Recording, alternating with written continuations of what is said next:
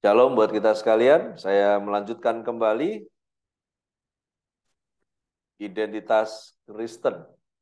Bagian yang ke-8, bintang-bintang di dunia. Bagian yang berikut ini, maka kita masih ada 3 lagi yang akan kita belajar dari session yang sampai dengan yang ke-11. Dan kali ini kita akan buka dari Filipi pasal 2, ayat 12 sampai dengan ayatnya yang ke-16. Demikian firman Tuhan. Hai saudara-saudaraku yang kekasih, kamu senantiasa taat. Karena itu tetaplah kerjakan keselamatanmu dengan takut dan gentar. Bukan saja seperti waktu aku masih hadir, tetapi terlebih pula sekarang waktu aku tidak hadir.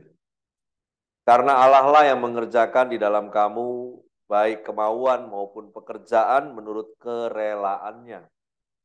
Lakukanlah segala sesuatu dengan tidak bersungut-sungut dan berbantah-bantahan, supaya kamu tiada beraib dan tiada bernoda sebagai anak-anak Allah yang tidak bercela di tengah-tengah angkatan yang bengkok hatinya dan yang sesat ini. Sehingga kamu bercahaya di antara mereka seperti bintang-bintang di dunia, sambil berpegang pada firman kehidupan, agar aku dapat bermegah pada hari Kristus bahwa aku tidak percuma berlomba dan tidak percuma bersusah-susah. Ketika menuliskan kepada jemaat di Filipi, Rasul Paulus berada dalam penjara sebagai tahanan karena penolakan pemberitaan Injil, dan dia menulis ada banyak hal yang fenomenal kepada jemaat di kota Filipi, salah satunya adalah tentang bersukacita. Namun pada kesempatan ini kita tidak mau bahas tentang yang bersukacita, kita mau membahas tentang bercahaya di antara mereka seperti bintang-bintang di dunia. Yang pertama adalah agar bermegah pada hari Kristus. Bermegah pada hari Kristus, di mana Paulus bilang, sehingga aku tidak percuma berlomba, tidak percuma bersusah-susah. Hari Kristus. Di dalam perjanjian baru, hari Kristus itu menggambarkan tentang hari murka. Hari murka di mana Tuhan melawat, hari yang Allah yang Maha Kuasa menunjukkan penggenapan di mana masa ketika dia akan murka dan dicurahkan kepada yang tidak mau percaya dan dunia yang tidak mau percaya. Baik itu dunia, baik itu Israel. Dan kitab suci menyatakan kalau hari Tuhan akan datang dengan cepat, seperti halnya pencuri di malam hari. Namun perlu dicatat, Yesus datang, hari Kristus itu datang seperti pencuri di tengah malam, bukan untuk orang percaya. Ini terjadi pada orang yang tidak percaya, seperti pencuri di tengah malam. Karena untuk orang percaya, kita mengharapkan hari Kristus itu. Bahkan Paulus mengharapkan hari Kristus itu, di mana itu terjadi, dia bangga dan terbayarlah semua, bahwa tidak percuma bersusah-susah, menahan diri, menguasai, memberi Tuhan menguasai dirinya, sehingga ketika hari Kristus itu dinyatakan, dia kedapatan tetap setia.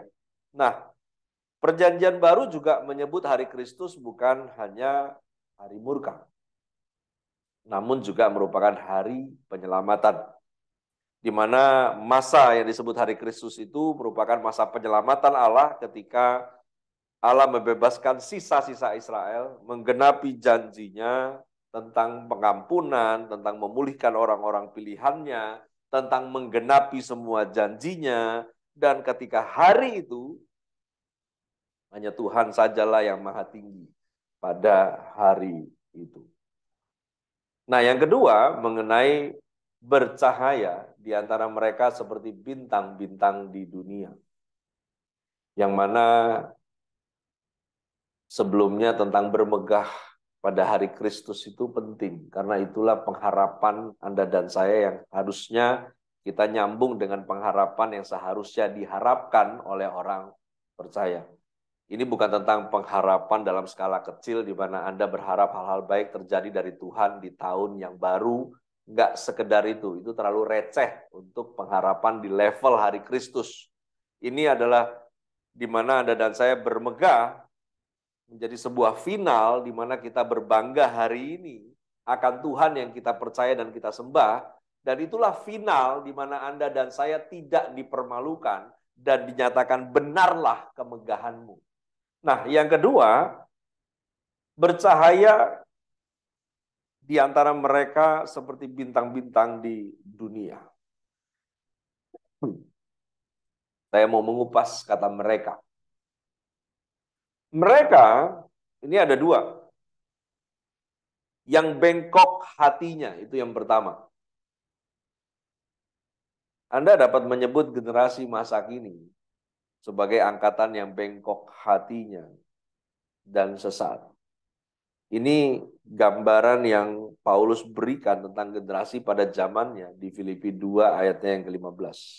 Bahkan di zaman Musa, Musa pun memahami apa yang dikatakan Paulus ketika ia berkata tentang bangsa Israel yang berlaku busuk terhadap Tuhan. Mereka yang bukan lagi anak-anaknya yang merupakan noda suatu angkatan yang bengkok dan berbelit-belit. Kebengkokan hati itu mengacu pada cara memutarbalikkan kebenaran. Ya. Di mana mereka yang mengalami sebuah kejadian yang kemudian merekayasa penyelesaian masalah, lalu kemudian setelah keluar dari situasi itu bercerita yang berbeda terhadap orang lain akan situasi yang sebenarnya, ya, ini kesesatan. Kalau kebekokan hati itu mengacu kepada sarana yang dipakai untuk meraih tujuan. Pokoknya segala cara untuk dapatkan apa yang diinginkan. Inilah masanya dan itu sudah terjadi dari zamannya Musa. Kesesatan adalah tentang memutarbalikkan kebenaran.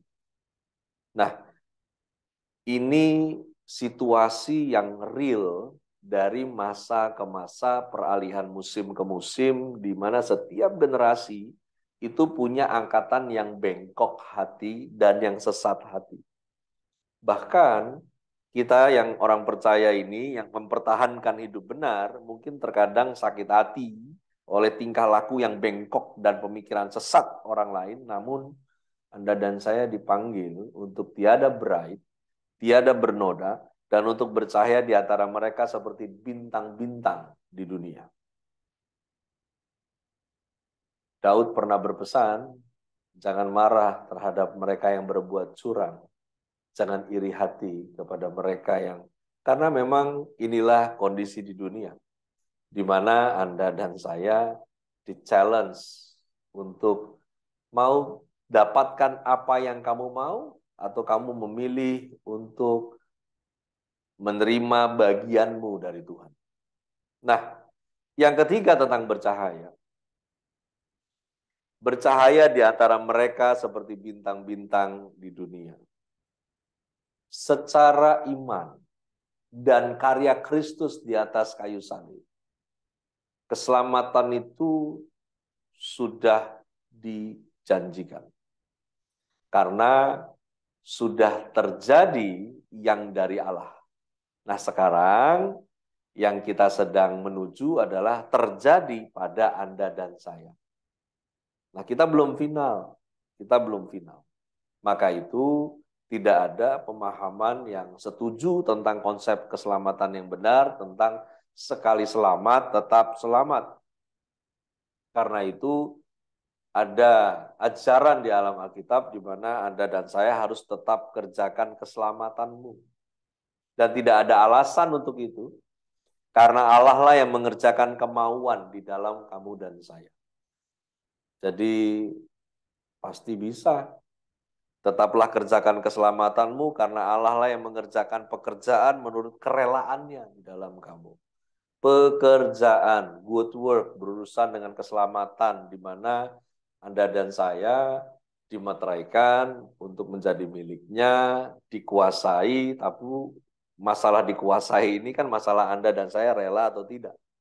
Di mana Anda dan saya menjalankan hidup ini rela untuk hal-hal yang disebut benar di hadapan Tuhan. Dan ini yang dibilang tetaplah kerjakan keselamatanmu. Maksudnya jadilah orang-orang yang memang selayaknya sudah diselamatkan. Jadi kita sedang menuju finalnya. Dan sementara Anda dalam perjalanan menuju final keselamatan itu, dunia sodorkan Anda dalam situasi yang bengkok hati dan sesat ini.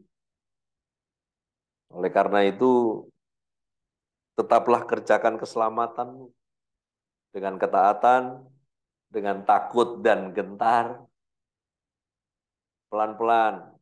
Ini sederhana ayatnya, tapi nggak sesederhana dari apa yang Anda bayangkan.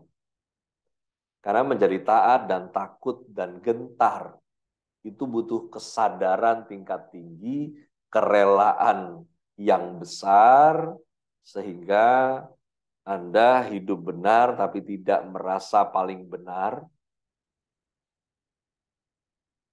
diubahkan setiap hari, karena kamu dan saya mau rela, setiap jengkal perjalanan di dunia ini, semuanya punya potensi untuk membuat Anda marah. Perlakuan yang tidak adil, orang-orang yang sok tahu, yang merasa diri paling benar, dan lebih gila lagi kalau Anda dan saya masuk dengan status yang sama, tetapi status quo-nya adalah Kristen. Karena itu tetaplah kerjakan keselamatanmu dengan ketaatan, nggak pakai tapi. Karena itu tetaplah kerjakan keselamatanmu dengan takut dan gentar. Hati-hati memperjuangkan apa yang Anda pikir benar. Hati-hati ketika hal-hal yang Anda tidak setuju, kemudian yang kamu pelihara hanya konfliknya. Dengar baik, terlambat mengasihi itu menyakitkan. Dan kamu nggak tahu apakah kamu masih sampai di tanggal 2 Januari besok. Nggak ada yang tahu. Penyesalan itu di belakang, yang di depan itu resepsionis namanya. Saya nggak bercanda, saya serius. Karena takut dan gentar inilah membuat saya mempersiapkan diri. Kalau hari terakhir itu adalah hari ini di setiap hidupku. Dan baiklah kita punya pemahaman yang sama. Seperti yang Paulus mau ajarkan buat Anda dan saya sampai generasi di masa kini. Karena abadi hanya ada dalam hidup kekal. Namun hidup kekal dipengaruhi bagaimana kamu dan saya hidup di zaman ini. Karena itu, lakukan segala sesuatu dengan tidak bersungut-sungut. Tidak berbantah-bantahan. Supaya tiada beraib, supaya kamu dan saya tiada bernoda. Saya mau jelaskan sedikit tentang tidak beraib dan tidak bernoda. Tidak beraib. Ya. Kata yang digunakan di sana ake rayos, yang artinya tidak dicampur. Makanya bercahaya di antara dunia yang bengkok dan sesat ini, tapi sementara kamu di dunia, kamu tidak tercampur walaupun kamu bersama-sama. Itu maksudnya tidak beraib, tidak dicampur, tidak tercampur, tidak ngeblend. Lalu kemudian tidak bernoda. Di sana kata yang digunakan adalah amometos. Amometos itu artinya standar sempurna untuk hewan yang akan dikorbankan di persembahan korban. Jadi waktu Yesus marah di Bait Allah itu terhadap mereka yang melakukan transaksi kerjasama dalam hal umat yang datang membawa hewan untuk dipersembahkan sebagai korban dosa dan lain sebagainya, itu kan imam yang harus melihat, menilai, menimbang bahwa hewan yang dibawa itu sempurna atau tidak dalam beberapa kriteria. Nah, dalam hal ini imam bekerja sama dengan para penjual hewan. Imam bekerja sama dengan para penukar uang. Jadi, kalau imam mengatakan ini nggak layak hewannya, ada kurangnya ini, ada kurangnya itu. Pilihannya ada dua. Si korban ini mau dikonversi kepada uang, atau korban ini ditukar hewan yang lain, yang dijual di situ juga, yang si imam sudah bekerja sama dengan pedagang hewan tersebut, dan hewan tersebut nggak perlu diperiksa lagi, sudah akan dinyatakan sempurna. Ini yang Yesus marah waktu itu. Nah, kata amometos itu digunakan untuk hewan yang dikorbankan dengan ukuran kriteria yang sempurna. Mungkin kata yang biasa kita gunakan adalah berkenan. Karena itu, angkatan yang bengkok hatinya dan sesat, itu dampaknya adalah penyimpangan moral dan intelektual. Karenanya, bicara tentang identitas Kristen, Anda dan saya ini dipanggil, disebut oleh firman sebagai bintang yang bercahaya di dunia. Walaupun dalam bahasa Inggrisnya kita nggak ketemu kata bintang. Kita ketemunya lights di sana. Nah, kata bintang ini, jadi menarik begini. Ini bicara menjadi bercahaya, shine, light. Di sana juga mengacu kepada penunjuk. Bahwa Anda dan saya nggak sekedar menampilkan hidup benar di hadapan Tuhan ditonton orang, tetapi juga sekaligus hidup Anda dan saya menjadi papan petunjuk sebagai arahan. Jadi hidupmu itu jadi kiblat gimana bersekutu dengan Tuhan. Kurang lebih begitu. Sebagai anak-anak yang tidak bercela di angkatan yang bengkok hati, tidak bercela di angkatan yang sesat, dan dibilang sambil berpegang pada firman kehidupan. Mungkin kalau mau diperiksa kemarin, satu Jakarta, Natal yang paling sederhana OFS. Anda mau periksa ibadah yang sederhana dalam pertemuan ibadah hari Minggu, mungkin Oikumene Fellowship Service satu Jabodetabek ini. Namun, ini bukan disengaja, tapi memang beginilah seharusnya. Karena pujian yang dinaikkan juga bukan untuk konsumsi jiwa Anda. Dan ketika kita duduk diam dengarkan firman ini, bukan supaya memotivasi kamu, tetapi supaya kamu ngerti apa yang Tuhan mau. Dan memang yang model begini tidak favorit. Bodoh amat. Karena saya nggak mau menjadi tercampur dengan dunia ini. Karena saya mau belajar sama seperti Paulus. Tidak mau menyerah dan menjadi tercampur. Makanya dia bilang, ya kiranya nggak sia-sia. Tidak percuma berlomba, tidak percuma bersusah-susah. Sehingga ketika hari Kristus itu dinyatakan, yang kita layani juga menjadi serupa seperti Kristus. Yang melayani juga mengalami keserupaan seperti Kristus, sambil berpegang pada firman kehidupan. Sambil berpegang, ini bukan kata sambil dalam terjemahan Indonesia yang ya sekalian gitu, nggak begitu.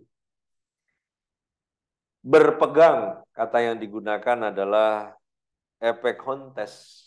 Epekontes itu artinya obor yang dipegang dengan arah ke depan pembawanya. Jadi kalau dunia mengatakan dalam informasi politik dan ekonomi dunia bahwa musim baru yang akan dimasuki di setiap belahan dunia ini gelap dalam banyak hal, namun tidak demikian oleh firman. Bahwa ketika Anda dan saya yang menjadi kiblat, penunjuk arah untuk banyak orang dalam bersekutu dengan Tuhan itu, kamu juga harus pegang firman menjadi penerang kemana kamu mau jalan.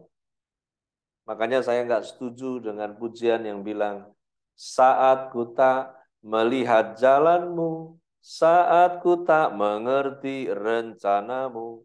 Makanya firman Tuhan itu dibaca, dipelajari.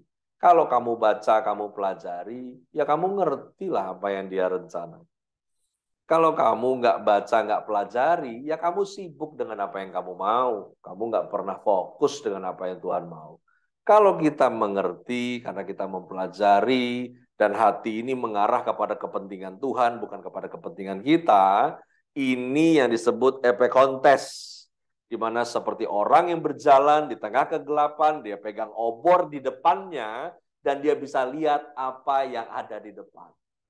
Dan hanya firman yang bisa lakukan itu buat Anda dan saya. Nggak ada yang lain. Hanya firman yang bisa lakukan itu. Penuhi panggilan ini, karena Anda dan saya disebut bintang-bintang di dunia. Bukan nanti, tapi sekarang. Tuhan Yesus memberkati kita sekalian.